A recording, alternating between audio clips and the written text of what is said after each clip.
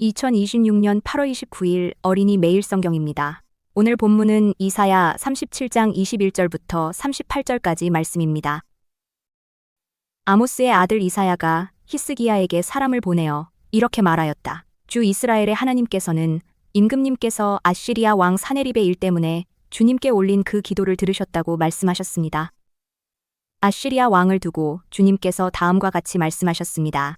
처녀 딸 시온이 너 사네립을 경멸하고 비웃는다. 딸 예루살렘이 오히려 물러나는 너의 뒷모습을 보며 머리를 흔든다. 네가 감히 누구를 모욕하고 멸시하였느냐? 네가 누구에게 큰 소리를 쳤느냐? 이스라엘의 거룩하신 분께 네가 감히 너의 눈을 부릅떴느냐? 네가 종들을 보내어서 나 주를 조롱하며 말하였다. 내가 수많은 병거를 몰아 높은 산 이 꼭대기에서 저 꼭대기까지 레바논의 막다른 곳까지 깊숙이 들어가서 키 큰 백향목과 아름다운 잣나무를 베어버리고 울창한 숲속 깊숙이 들어가서 그 끝간데까지 들어갔고 그리고는 땅을 파서 다른 나라의 물을 마시며 발바닥으로 밟기만 하고서도 이집트의 모든 강물을 말렸다. 사네립아, 너는 듣지 못하였느냐? 그런 일은 이미 내가 오래전에 결정한 것들이고 아득한 옛날부터 이미 내가 계획한 것들이다. 이제 내가 그것을 이루었을 뿐이다. 그래서 네가 견고한 요새들을 돌무더기로 만들고 여러 민족의 간담을 서늘하게 하고 공포에 질리게 하고 부끄럽게 하였다. 민족들은 초목과 같고 자라기도 전에 말라버리는 풀폭이나 지붕 위의 잡초와 같았다. 나는 다 알고 있다. 네가 앉고 서는 것, 네가 나가고 들어오는 것, 네가 나에게 분노를 품고 있는 것도 나는 모두 다 알고 있다. 네가 나에게 품고 있는 분노와 오만을 이미 오래전에 내가 직접 들었기에 내가 너의 코를 갈고리로 꿰고 너의 입에 재갈을 물려 네가 왔던 그 길로 너를 되돌아가게 하겠다. 히스기야 임금님, 주님께서 임금님께 다음과 같은 증거를 보이실 것입니다. 금년에는 백성이 들에서 저절로 자라난 곡식을 먹고 내년에도 들에서 저절로 자라난 곡식을 먹을 것입니다. 그러나 그 다음 해에는 백성이 씨를 뿌리고 곡식을 거둘 것이며 포도밭을 가꾸어서 그 열매를 먹을 것입니다.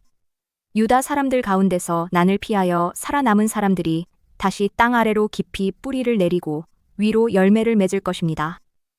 남은 사람들이 예루살렘에서부터 나오고 환난을 피한 사람들이 시온산에서 나올 것이다. 만군의 주님께서 정열을 가지고서 이 일을 이루실 것입니다.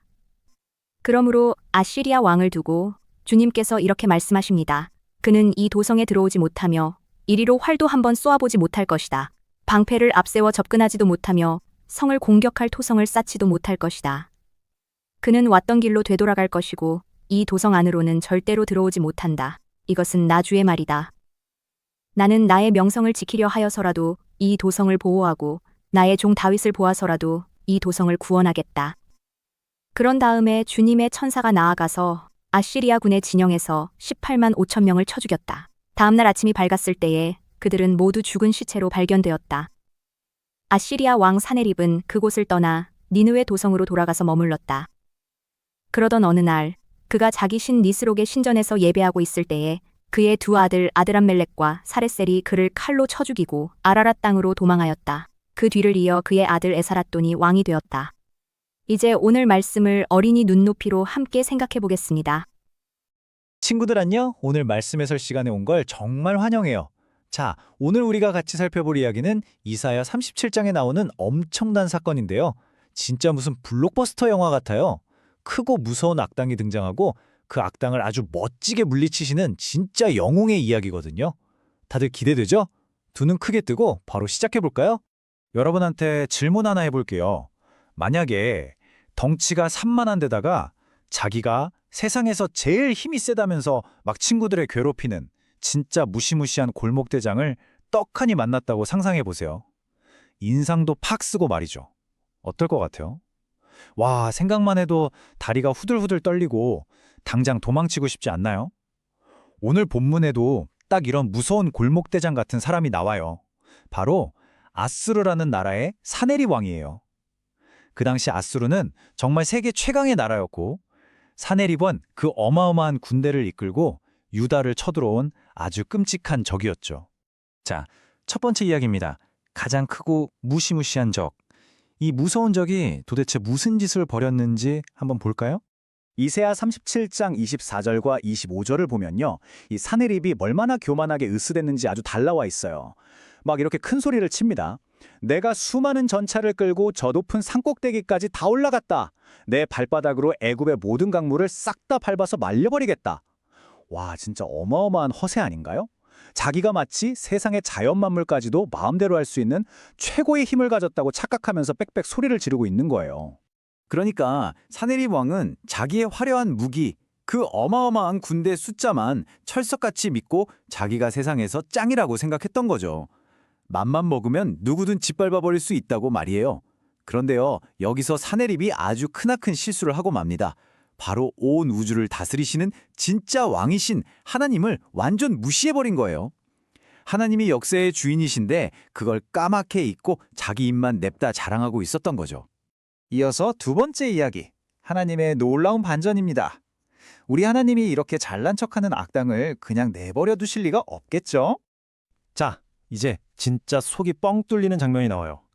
이사야 37장 26절 말씀에 보면 그 잘난 척하던 골목대장을 향해서 하나님이 엄청난 카리스마로 대답하십니다. 네가 어찌하여 듣지 못했느냐?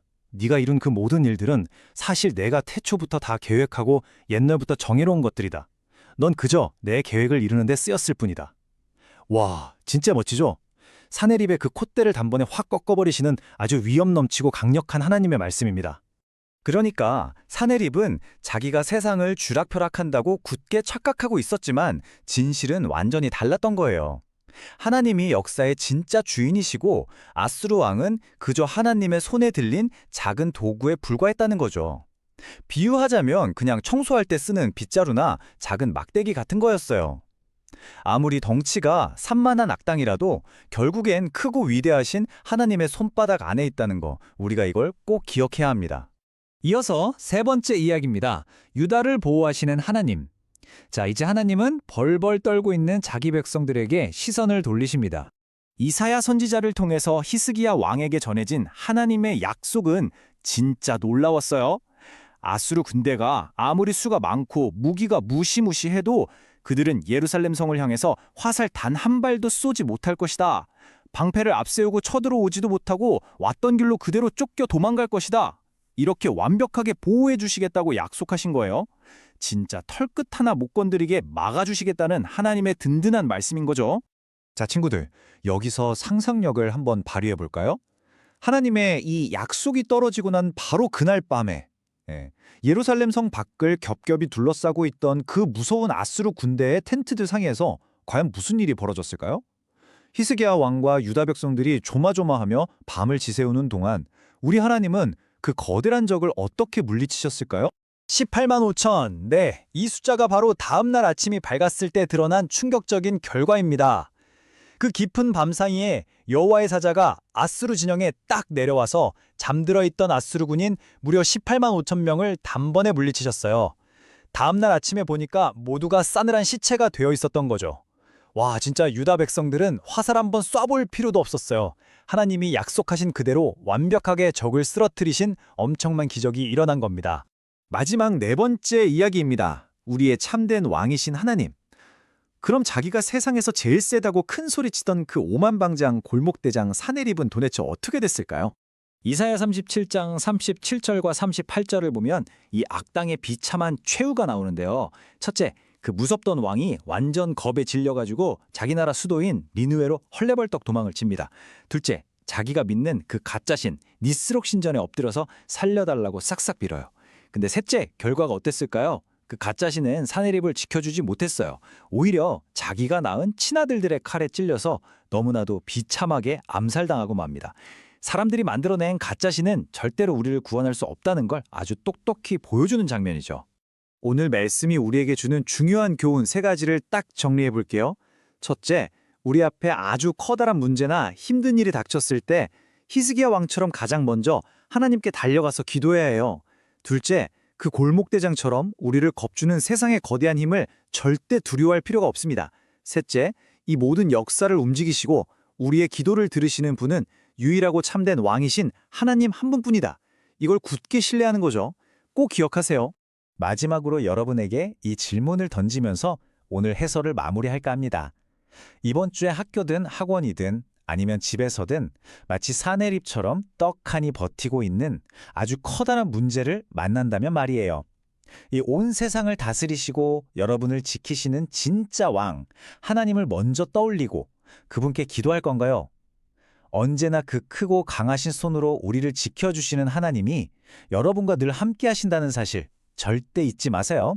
그럼 우리 다음 시간에도 재밌고 놀라운 말씀으로 다시 만나요. 안녕!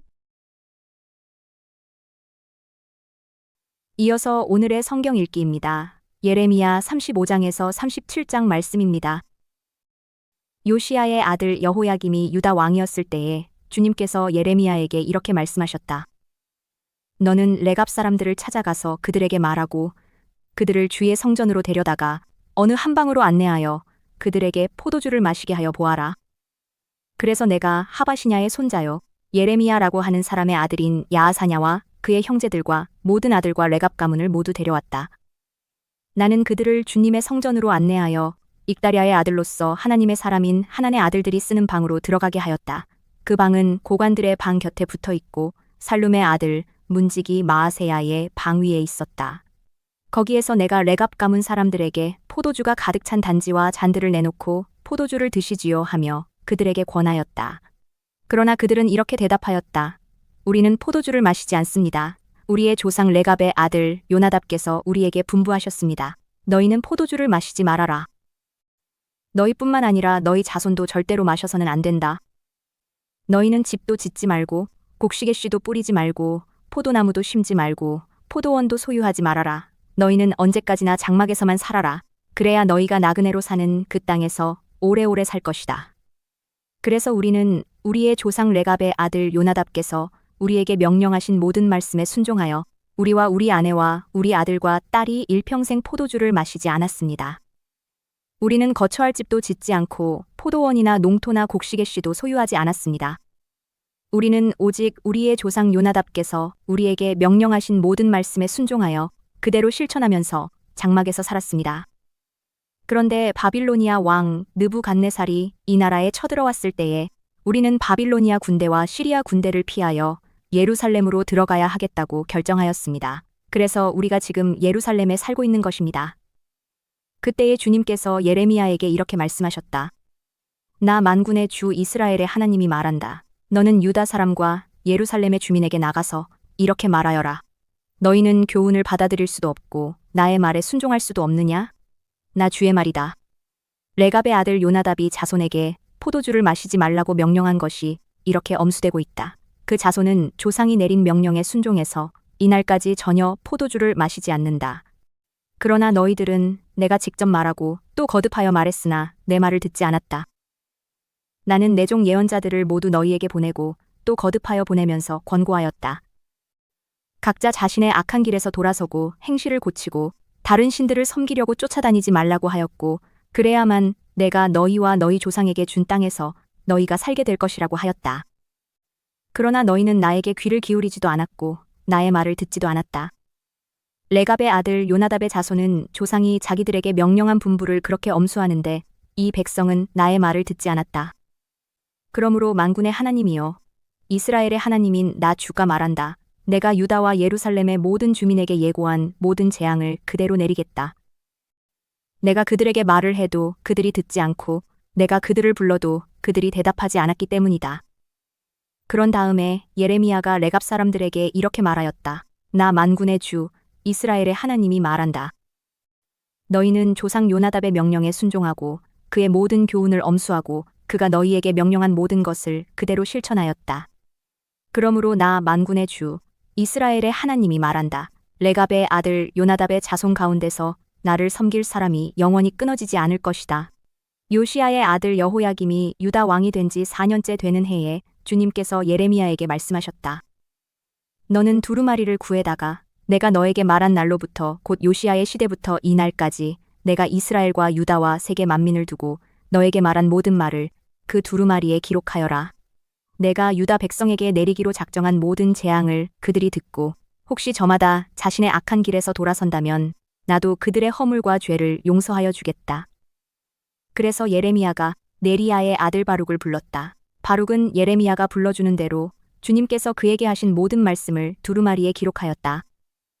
그런 다음에 예레미야가 바룩에게 이렇게 지시하였다. 나는 감금되어 주님의 성전에 들어갈 수 없는 몸이 되었으니 그대가 금식일에 주님의 성전으로 들어가서 내가 불러준 대로 기록한 두루마리에서 주님의 말씀을 백성에게 낭독하여 들려주시오. 유다의 여러 성읍에서 온 모든 사람에게 그 말씀을 낭독하여 들려주시오. 그러면 그들이 주님 앞에 엎드려 기도드리면서 저마다 악한 길에서 돌아올는지도 모르오. 주님께서 이 백성에게 쏟으시겠다고 말씀하신 진노와 노여움이 너무 크기 때문이오. 네리야의 아들 바룩은 예언자 예레미야가 자기에게 부탁한 대로 주님의 성전으로 가서 두루마리에 있는 주님의 말씀을 읽었다. 요시야의 아들 여호야김이 유다 왕이 된 지 5년째 되는 해 9째 달에 예루살렘의 모든 주민과 유다의 여러 성읍에서 예루살렘으로 들어온 모든 백성에게 주님 앞에서 금식하라는 선포가 내렸다. 바룩은 주님의 성전으로 들어가서 모든 백성에게 예레미야가 한 주님의 말씀을 기록한 두루마리를 낭독하였다. 그가 낭독한 곳은 서기관 사반의 아들 그마랴의 방이었고 그 방은 주님의 성전 세대문 어귀의 윗뜰에 있었다. 그때의 사반의 손자여 그마랴의 아들인 미가야가 두루마리에 있는 하나님의 말씀을 다 듣고 왕궁에 있는 서기관의 방으로 들어갔다. 마침 그곳에는 모든 고관이 모여 있었다. 곧 서기관 엘리사마와 스마야의 아들 들라야와 악볼의 아들 엘라단과 사반의 아들 그마랴와 하나냐의 아들 시드기야 등 모든 고관이 앉아 있었다. 미가야는 바룩이 백성에게 책을 낭독하여 들려줄 때에 들은 모든 말을 그들에게 전달하였다. 모든 고관은 구시의 증손이요 셀레미야의 손자요 느다냐의 아들인 여후디를 바룩에게 보내어 바룩이 백성에게 낭독하여 들려준 그 두루마리를 가지고 오게 하였다. 네리야의 아들 바룩이 그 두루마리를 가지고 그들에게로 가니 그 고관들이 바룩에게 말하였다. 그대는 앉아서 우리에게 그 두루마리를 낭독하여 들려주시오. 바룩이 그들에게 낭독하여 들려주니 그들은 그 말씀을 다 듣고 나서 놀라 서로 쳐다보며 바룩에게 말하였다. 우리가 이 말씀을 모두 임금님께 꼭 아뢰어야 하겠소. 그들은 바룩에게 그가 어떻게 그러한 말씀을 모두 기록하였는지 자기들에게 알려달라고 말하였다. 바룩이 그들에게 대답하였다. 예레미야 예언자께서 저에게 이 말씀을 모두 불러주셨고 저는 그것을 받아서 먹으로 이 두루마리에 받아 썼습니다. 고관들이 바룩에게 부탁하였다. 그대는 가서 예레미야와 함께 숨으시오. 그대들이 어디에 있는지 아무도 모르게 숨으시오. 그리고 고관들은 그 두루마리를 서기관 엘리사마의 방에 보관하여 두고 왕궁의 뜰로 들어가서 왕에게 이르러 그 말을 모두 왕에게 전하였다. 전하는 말을 들은 왕은 여후디를 보내어 그 두루마리를 가져오게 하였다. 여후디가 서기관 엘리사마의 방에서 그 두루마리를 가져다가 왕과 왕의 곁에 서 있는 모든 고관들 앞에서 낭독하여 들려주었다. 그때는 9째 달이어서 왕이 겨울별관에 머물렀으며 왕 앞에는 불피운 난로가 놓여 있었다.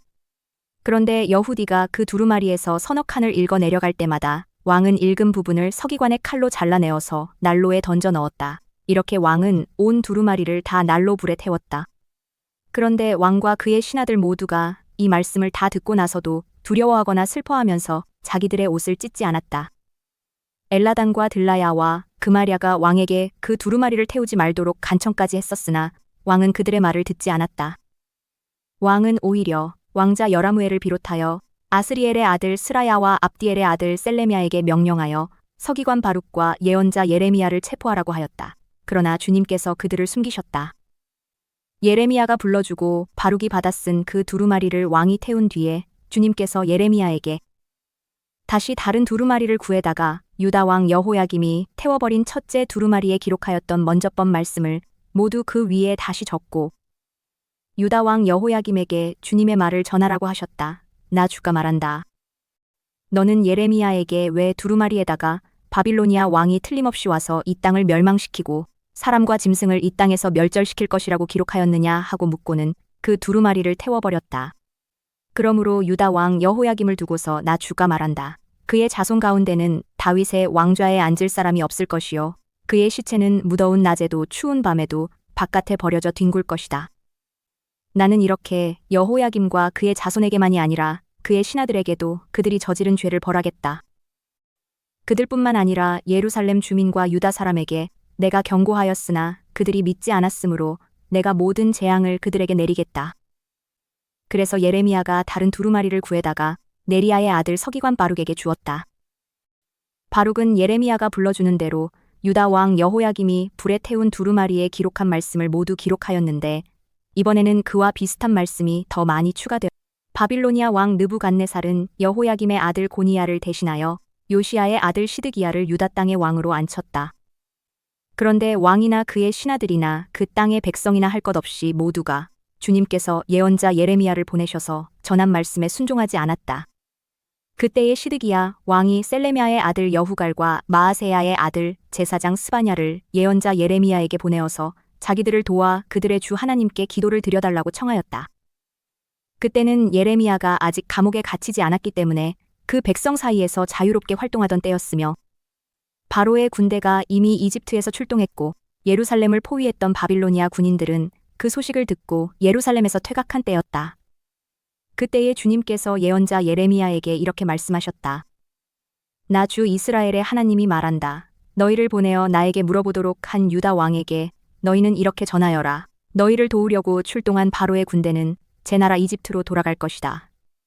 그러나 바빌로니아 군대는 다시 와서 이 도성을 공격하여 점령하고 불질러 버릴 것이다. 나 주가 말한다. 너희는 바빌로니아 군대가 틀림없이 너희에게서 떠나갈 것이라고 생각함으로써 너희 자신을 속이지 말아라. 그들은 절대로 철수하지 않을 것이다. 너희를 공격하는 바빌로니아 군대 전체를 너희가 물리쳐서 오직 부상병들만 남긴다 하여도 그들은 각자의 장막에서 떨치고 일어나 나와서 이 도성을 불질러 버릴 것이다. 바빌로니아 군대가 바로의 군대 때문에 예루살렘에서 철수하였을 때에 예레미야는 집안의 상속재산을 물려받을 일이 있어서 예루살렘을 떠나 베냐민 땅으로 가려고 길을 떠났다. 그가 베냐민 문에 이르렀을 때에 그곳에 한 수문장이 있었는데 그는 하나냐의 손자이며 셀레미야의 아들로서 이리야라고 하는 사람이었다. 그가 예언자 예레미야를 붙들고 말하였다. 당신은 지금 바빌로니아 군인들에게 투항하러 가고 있소. 이 말을 듣고 예레미야가 그렇지 않소. 나는 바빌로니아 진영으로 투항하러 가는 사람이 아니오 하고 해명하였으나 이리야는 그 말을 듣지 않고 예레미야를 체포하여 고관들에게로 데려갔다. 고관들은 예레미야에게 화를 내며 그를 때린 다음에 서기관 요나단의 관저에 있는 구치소에 예레미야를 감금시켰다. 그때에는 그 집이 감옥으로 사용되었기 때문이다. 그곳에는 지하 감옥이 있었는데 예레미야는 거기에 들어가서 오랫동안 갇혀 있었다. 하루는 시드기야 왕이 사람을 보내어 예레미야를 왕궁으로 데려와서 그에게 은밀히 물어보았다. 주님께서 무슨 말씀을 하신 것이 없습니까? 그때에 예레미야가 대답하였다. 있습니다. 예레미야가 계속해서 말하였다. 임금님께서는 바빌로니아 왕의 손아귀에 들어가실 것입니다. 예레미야는 시드기야 왕에게 호소하였다. 제가 임금님이나 임금님의 신하들에게나 이 백성에게 무슨 죄를 지었다고 저를 감옥에 가두어 두십니까? 바빌로니아 왕이 우리나라를 치러 오지 않을 것이라고 임금님께 예언하던 임금님의 예언자들은 지금 어디에 있습니까? 그러니 이제 부디 저의 소원을 들어주시기 바랍니다. 높으신 임금님, 부디 저의 간구를 받아주셔서 저를 다시 서기관 요나단의 집으로 돌려보내지 말아 주십시오. 거기에 가면 살아나올 수 없습니다. 시드기야 왕은 사람들에게 명령을 내려 예레미야를 근위대 뜰에 가두고 그 도성에서 양식이 모두 떨어질 때까지 빵 만드는 사람들의 거리에서 빵을 매일 한 덩이씩 가져다가 예레미야에게 주게 하였다. 이렇게 해서 예레미야는 근위대 뜰 안에서 지내게 되었다. 이제 5분 동안 눈을 감고 하나님께 마음을 이야기해 보세요. 예수님이 살아계신 것을 믿으며 오늘도 용기 있게 살게 해달라고 기도해요.